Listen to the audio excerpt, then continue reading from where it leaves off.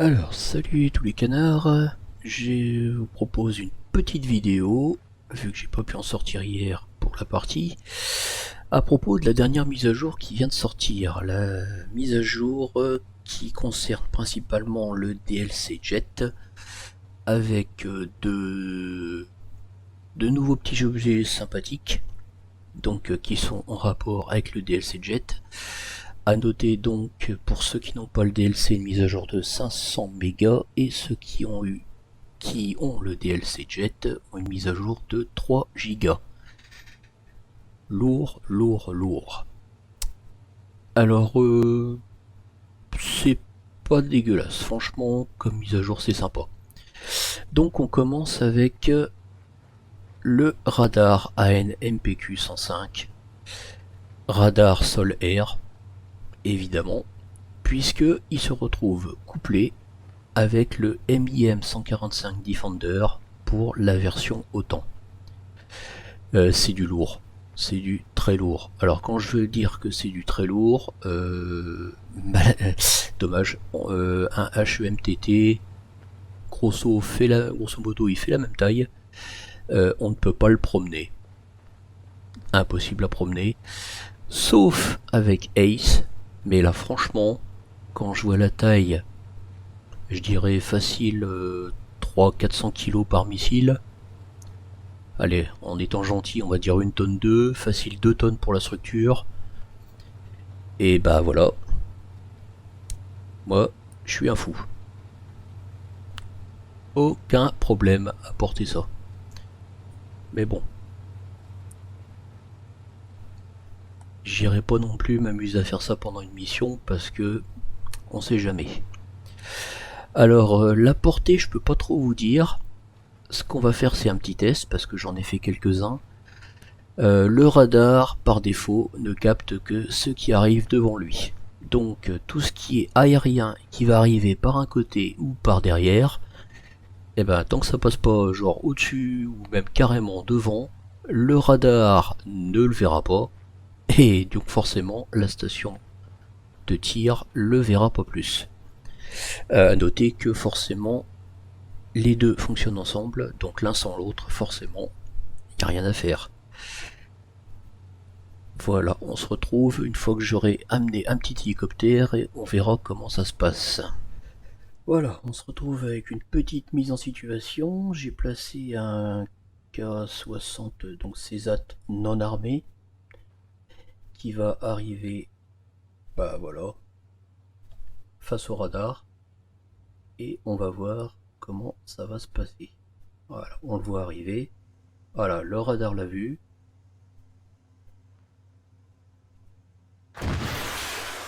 Voilà, le missile part très bas. Les leurs ont fonctionné, deuxième missile, boum, dans le sol, du moins dans le... C'est dégueulasse. Voilà. Voilà, il a tiré ses 4 missiles pour un hélico. C'est du lourd côté poids, mais pas côté efficacité.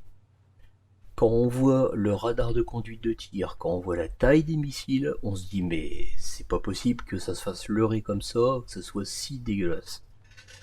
Alors peut-être que c'est mieux pour un avion de chasse, mais déjà, bah voilà, hélicoptère, bah vous voyez que le missile déjà au départ, il part très bas, donc il y a intérêt à bien le placer dès le départ.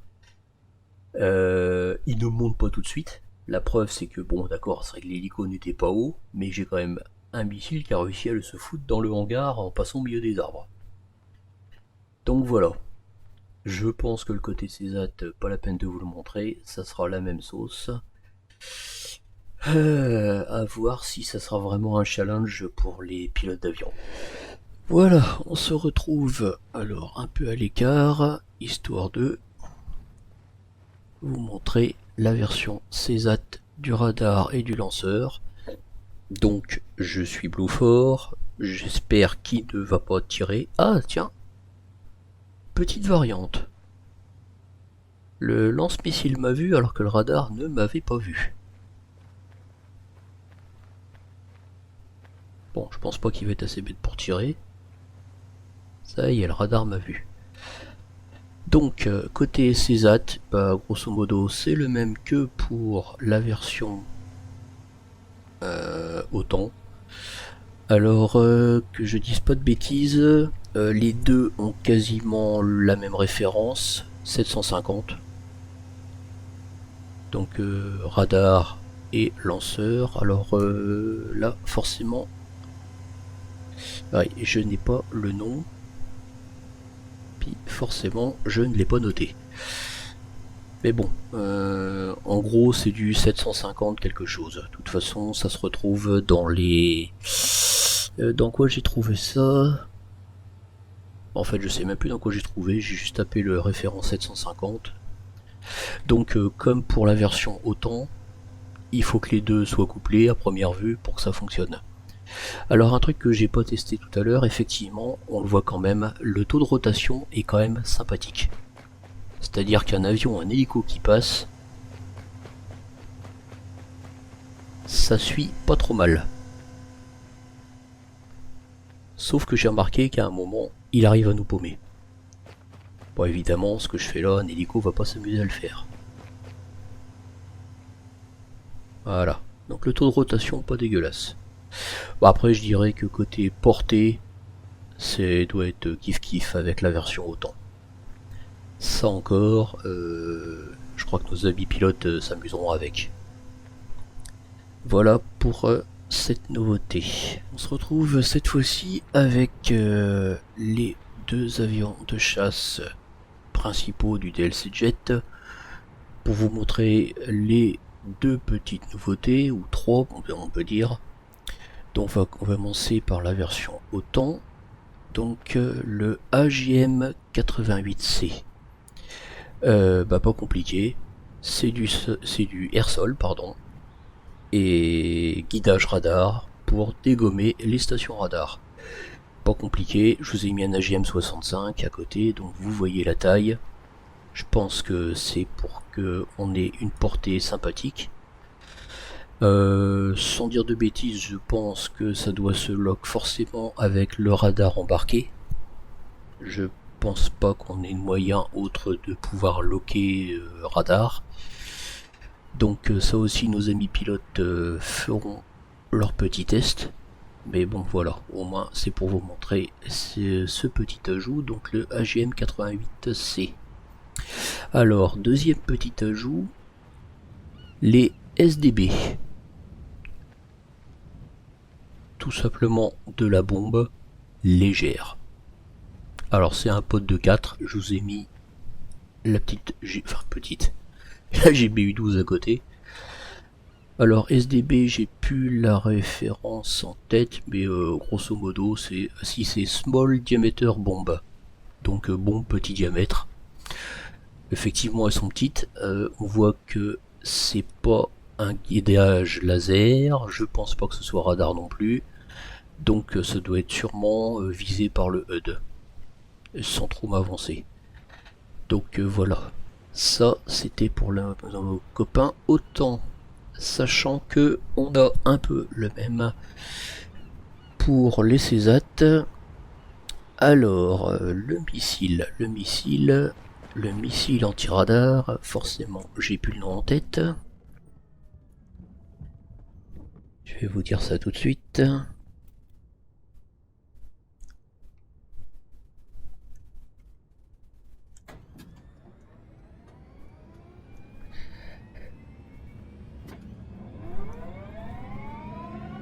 Alors, le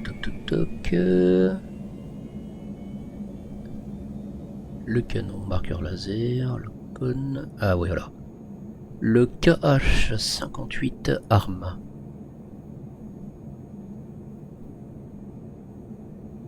Oui, c'est ça. KH-58. Donc, grosso modo, la version identique. Allez, descend PPR. version identique à la version autant. Donc là je vous ai mis le missile air-sol anti-char.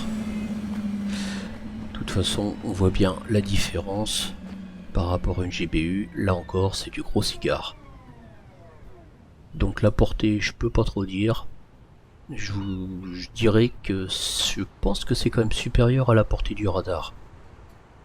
Donc ça à tester. Mais voilà, les principaux ajouts pour les DLC, enfin du moins pour les jets. Voilà, on se retrouve avec le gros morceau de cette mise à jour, le USS Liberty, un destroyer.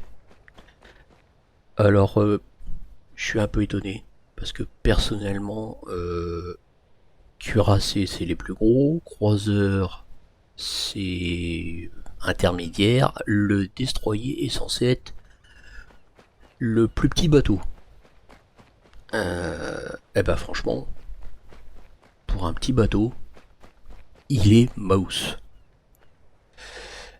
Alors, on va voir que, bon bah déjà c'est un bateau statique, comme le porte-avions, pas moyen de bouger. Particularité, on est censé pouvoir monter et descendre avec un RHIB, avec un bateau. On est censé pouvoir monter et descendre. Un canard m'a dit qu'il a trouvé l'interaction assez difficilement. Perso, j'ai essayé avec tous les types de bateaux. Proue, poupe, tribord, bâbord, rien à faire. J'ai jamais réussi à avoir une interaction. Même en plaçant le bateau à l'intérieur, j'ai jamais réussi à avoir une interaction pour le faire descendre. En étant dedans, dehors, rien à faire.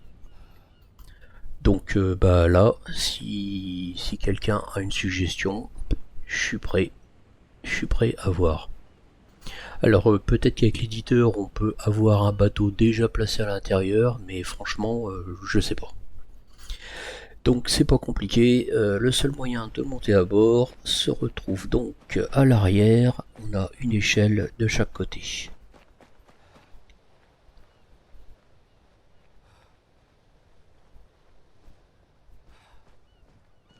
Donc, hop là. Ouais, je me suis placé à peu près. Je dois être un peu en train de racler le sable, mais bon. Alors pour un bateau qui m'avait l'air neuf au départ, ben non, en fait non. Il a déjà roulé. Enfin, du moins il a déjà navigué. Alors on commence par la plateforme arrière, porte-hélicoptère. Clairement, elle est sympathique, parce que là il y a de quoi poser du gros hélico. Le Merlin passe à l'aise, je suis sûr que même un CH-53, il y a moyen de le poser. Facilement. Et on verra de nuit après, l'éclairage est pas dégueulasse, il y a moyen. Alors, tout de suite, on va attaquer le vif du sujet. C'est dommage qu'il n'y ait pas une version CESAT. Parce que forcément, on joue souvent Riquin. À moins de trouver un petit scénario qui va bien, il y a moyen de faire du CQB là-dessus. Alors, tout de suite, je vous le dis, la porte du hangar s'ouvre, mais pas de l'extérieur. Donc j'ai essayé un peu partout, on n'a pas d'interrupteur, on n'a pas d'interaction ACE. Il n'y a que par l'intérieur qu'on peut ouvrir. Donc, on va tout de suite. Hop là. Donc on voit tout de suite, les textures sont quand même assez dégueulasses. Franchement, la part de Bohemia, je trouve ça vraiment limite. Le porte-avions à ce niveau-là, il était quand même un peu plus beau. Donc, on va tout de suite ouvrir ici. Le petit son, voilà. Les portes qui s'ouvrent, qui laissent un assez bon passage. Certains pilotes pourront peut-être aller s'amuser. Personnellement, je vais pas essayer d'aller foutre une team en l'air. Mais il y a de quoi faire du briefing. Alors, aucun ascenseur fonctionnel. On a vraiment accès que de la poupe à la proue, tribord bâbord, mais les entrailles du bateau, c'est autre chose. Cette porte-là ne s'ouvre pas. A noter que toutes les portes no entry, bah pas compliqué, ça veut tout dire, on ne peut pas les ouvrir. Donc on va tout de suite commencer par le milieu du bateau. Alors c'est pas trop labyrinthe, parce qu'en fait, voilà, donc on peut pas descendre comme je disais. Et voilà, les 3 portes peuvent s'ouvrir, et hop, on a directement accès au quai de chargement déchargement avec une passerelle qui communique avec l'autre côté. Je vois pas trop l'intérêt, surtout quand on a le passage ici en bas. Donc comme je disais, j'ai beau essayer n'importe quel bateau, j'ai jamais réussi à monter, descendre ou faire bouger cette grue, donc je sais pas. J'en ai aucune idée. Donc aucun interrupteur, donc je pense que c'est avec le menu molette que peut-être le conducteur, le pilote aura quelque chose. Mais en tout état de cause, pour avoir testé pas mal de fois, j'ai rien trouvé. Donc on va continuer notre petite visite, on continue vers l'avant, la proue pour les puristes. Donc porte fermée, alors comme je disais, c'est QB, voilà quoi. Des ennemis qui sont cachés, bof. Oui, non, peut-être. Ça va pas être terrible non plus. Alors ici on peut pas y aller. Donc là on monte vers le pont. Je loupe pas la porte, donc ça doit être après. Voilà, on a accès ici à l'extérieur. Allez tiens, hop, je vais d'abord monter sur le pont pour vous montrer que de toute façon, circuler, il n'y a rien à voir. Donc voilà, là encore c'est QB un peu léger, le petit digicode. Et alors là, un poste de commandement vide, mais vide de chez vide. Alors informatisé, oui, encore que bon, les rivets sont un peu dégueulasses pour du truc comme ça. Voilà. Donc forcément navire statique, on peut rien faire avec. Voilà. Même les écrans, même éteints, dégueulasse. Bohemia là-dessus. Puis alors à noter quand même le téléphone. Alors là c'est pour les malvoyants. Parce que vu la taille des touches, la taille du combiné, non. Non, franchement là, non. Bohemia 0 là-dessus, hein. Modélisation, waouh. Les petites portes coulissantes qui permettent d'accéder de chaque côté, sans plus. Franchement, sans plus. Donc gauche-droite, pareil. Hein.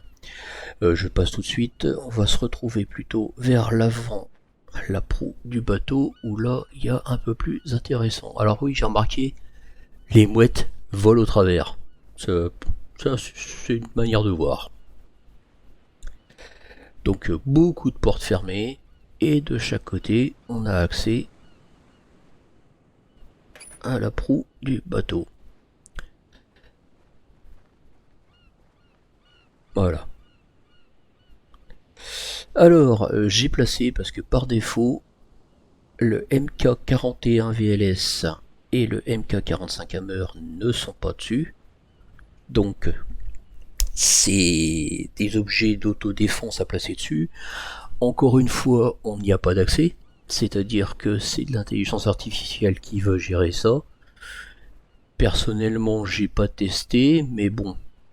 On a 18 missiles, je dirais mer-air, tout simplement. Si je me réfère au mode FFAA, avec les mêmes bateaux, les VLS, c'est des missiles mer-air. Portée, aucune idée. Cadence de tir, bonne question. De toute façon, c'est l'IA qui gère. Ensuite, on va passer au MK45 Hammer. Donc, je pense que là aussi, c'est de la défense contre du genre du bateau qui arrive. Rien à dire de plus. Rien à dire de plus. Voilà. Ça fait quand même plaisir. Ça fait quand même plaisir. C'est sympa. Donc voilà, alors je vais quand même vous montrer la version de nuit qui n'est pas dégueulasse non plus, il y a moyen de faire quelque chose avec, on se retrouve tout de suite. Voilà, on se retrouve de nuit, cette fois-ci sur le USS Liberty. Pas éclairé. Alors, pas éclairé extérieurement, à part le pont arrière, qui est pas trop mal. Un peu étonnant ce manque de rambarde, malgré que les bords soient assez bien indiqués en bleu, ça c'est assez sympathique. Voilà. Donc, autant le dire, sans NVG, c'est même pas la peine. Surtout que... Ah, ok. Surtout que... Waouh. Voilà. L'extérieur du bateau, c'est le noir absolu par rapport à l'intérieur. Heureusement que par endroits, on a ces petites lampes ici aussi. Pas dégueulasse. Le poste de commandement, bon. On va aller voir vite fait, mais franchement, là encore... Alors, à remarquer quand même, les textures dégueulasses, bah ça passe mieux de nuit que de jour. C'est dommage. Donc on va tout de suite faire un petit tour sur le pont, juste pour vous montrer. Voilà, c'est léger. C'est vraiment léger. Franchement, faire du CQB là-dedans, à part avec des NVG, ou même une lampe torche, waouh. Il y a moyen de louper des ennemis facilement. Alors, on va retourner vers l'arrière, puisqu'à mon sens c'est quand même le plus intéressant. Voilà.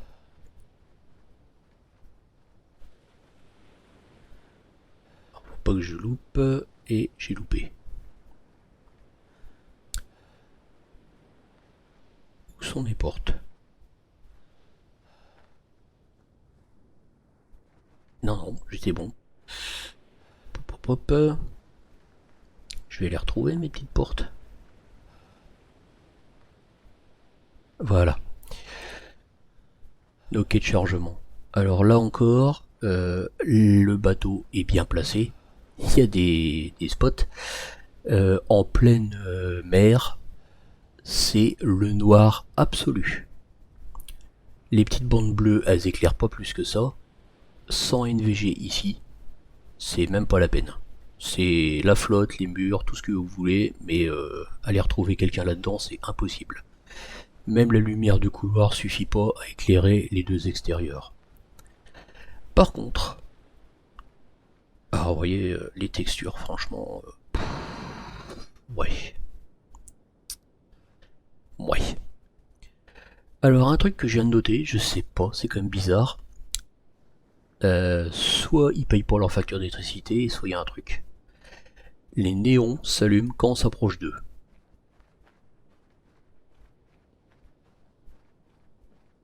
C'est carrément... Voilà. C'est à rien y comprendre. Alors, est-ce que c'est parce que il y a un paramètre qui fait que la lumière s'affiche qu'à une certaine distance? Franchement, je saurais pas vous le dire étant donné que je suis en mode ultra, donc je vois pas pourquoi. Bon, ça reste quand même bien éclairé, hein. Ça, y a pas de problème, hein. Pas besoin de NVG là-dedans, ça le fait. Mais le coup des néons, c'est choquant. Donc, on se retrouve juste dehors sur la zone d'appontage hélicoptère. Alors franchement, voilà. La petite lumière orange, les petits spots orange, ça change. C'est sympa. Alors là, on sait qu'on a les rambardes. Encore un coup, j'irai pas trop me frotter. Voilà, j'irai pas trop me frotter. Mais voilà. Version nuit, non, sympathique. Je pense que même les pilotes apprécieront. Franchement, poser son hélico ici, ça le fait. Alors, j'ai pas été me balader au-dessus, je pense qu'on peut y aller, mais bon. Enfin, on peut y aller genre en se posant en hélico ou en faisant du fast drop. Mais sans ça, non, j'ai pas trouvé de moyen de monter là-haut. Un peu dommage quand même. J'aurais bien aimé pouvoir faire De la proupe à la proue, pardon, de la proupe à la proue en passant par l'extérieur ou par une coursive, mais non, faut traverser par l'intérieur. Donc voilà, USS Liberty, assez sympathique quand même. Voilà, à plus les canards.